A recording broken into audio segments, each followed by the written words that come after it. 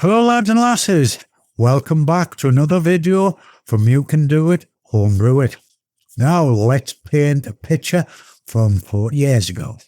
What am I talking about? The impact of heating and especially cooling a fermenter. And as usual, Brian, stop waffling and let's dive into the video.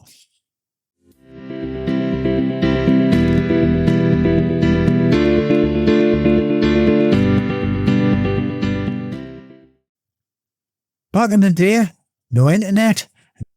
Everything I learned is from books and word of mouth. For ages, my fermenters were placed at the warmest place. Yeah, you got it. The airing cupboard. And let it do its thing. Now fast forward a few months of mediocre and sometimes horrible brews, I quickly learned the fermentation temperature and cooling is so important. Over the years, some crazy contraptions has been made.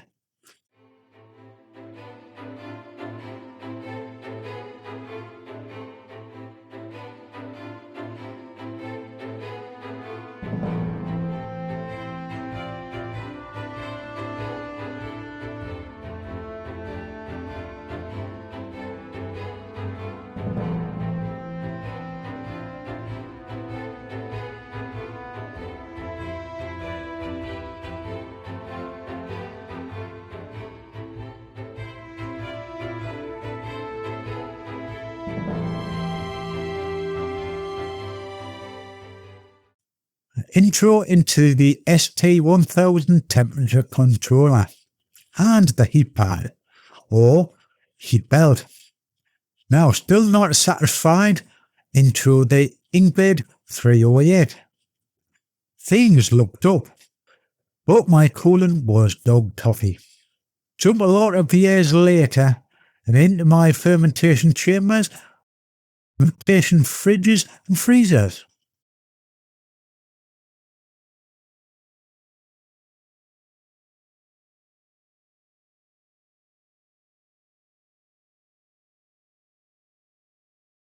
(2025) and I'm left with my only one fermentation fridge and the Dunkel German dark lager in FA outside the brewery. But due to the beer thermal mass and the brewing temperature as far as cooling, it's time to get a grip of cooling down or cold crashing and lagering. Now probably be a few prove the concepts that may work or not. Let's enter draft 1. I'll catch you all later. Welcome to the Ghetto Glycol Chiller build. Now I wanted to see whether a zero budget DIY cooling setup actually cold crash a Fermzilla fermentation vessel using more than just ice bath, a pump and a twister cooling coil. Now, spoiler alert, it actually works and way better than I expected. Here's how I dropped my fermenter from 20 degrees down to 4.5 degrees Celsius in half a day without a glycol chiller.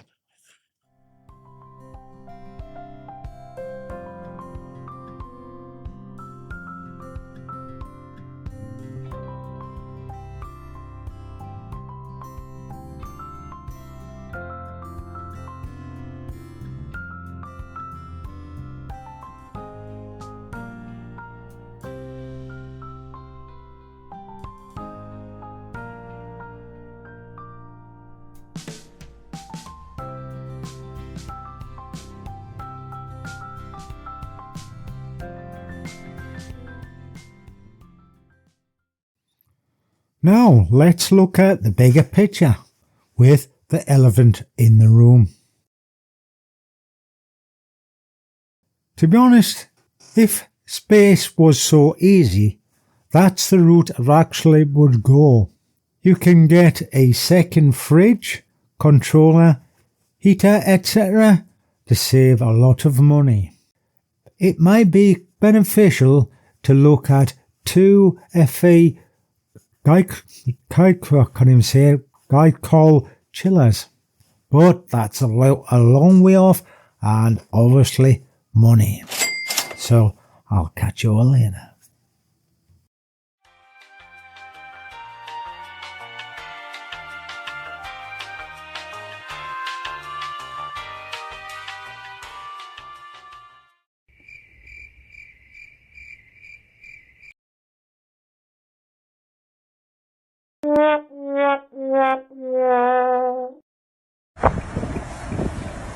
Hey mate, you ain't got time on you, have you? Huh? You ain't got time on you, have you?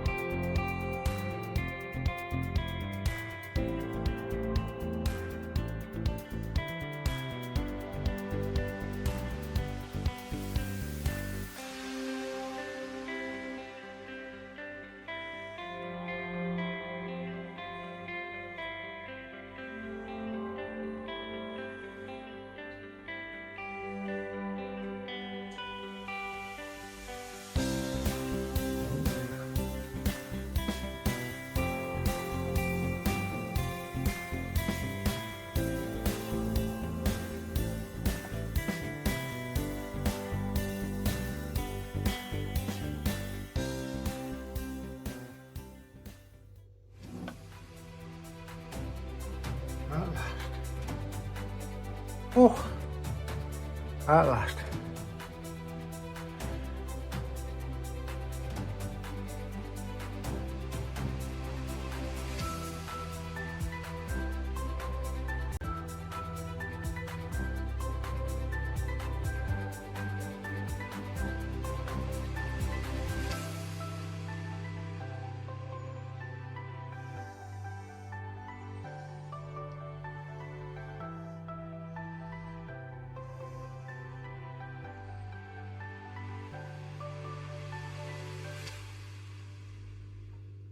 Oh yeah. Now, let's try some ice and stuff. Catch you later.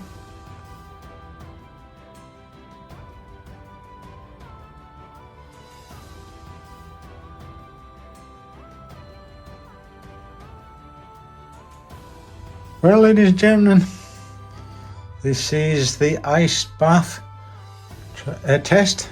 From there into the twister. The temperature now is 18.3. I'll probably test about an hour. Obviously, we don't know yet how long or how many trips I need to come and replenish the ice packs.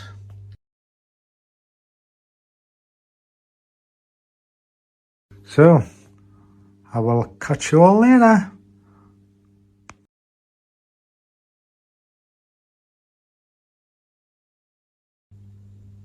Well, lads and lasses, that's after an hour. So it's went from 18.3 to there. Yeah. And yeah, I might have to replenish the water and the ice packs. And I'll catch you all later. Well, this is replen number 2. I didn't have to, but replened the water and ice packs. Yeah. So another hour and we'll call it a day. So I'll catch you all later. Well, lads and lasses, after 2 hours and only one replen, right, now the temperature inside is been 5 degrees.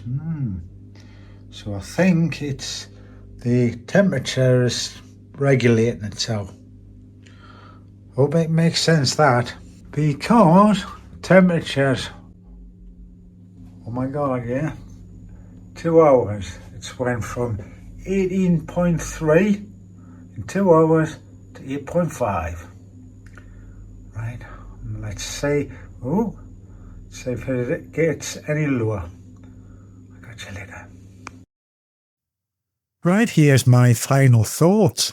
So yeah, without dragging it or padding this endless clips, here's the honest takeaway. The Ghetto Glycol Chiller actually worked. For something built out of an ice bath, a pump and a twister coil, the results were way better than I expected. Wasn't fancy, wasn't expensive, but it done the job. Obviously there's improvements to make. A bigger insulated ice bath, something like a party cooler, would hold temps longer. A few extra frozen bottles or ice packs into the chamber itself would actually definitely help the cool down curve. Now that's the fun of it though. It's all about tinkering, tweaking and making steady progress without spending silly money. And now the proof of concept has passed the test, I'm looking forward to running it on a proper brew day soon. Either dandelion and burdock cider or sweet honey and toffee ESB. Whichever one I go with, this little budget chiller will be getting another workout. DIY brewing doesn't have to be flashy. Sometimes good enough is more than enough. And I'll catch you all later. Take care. Low lot.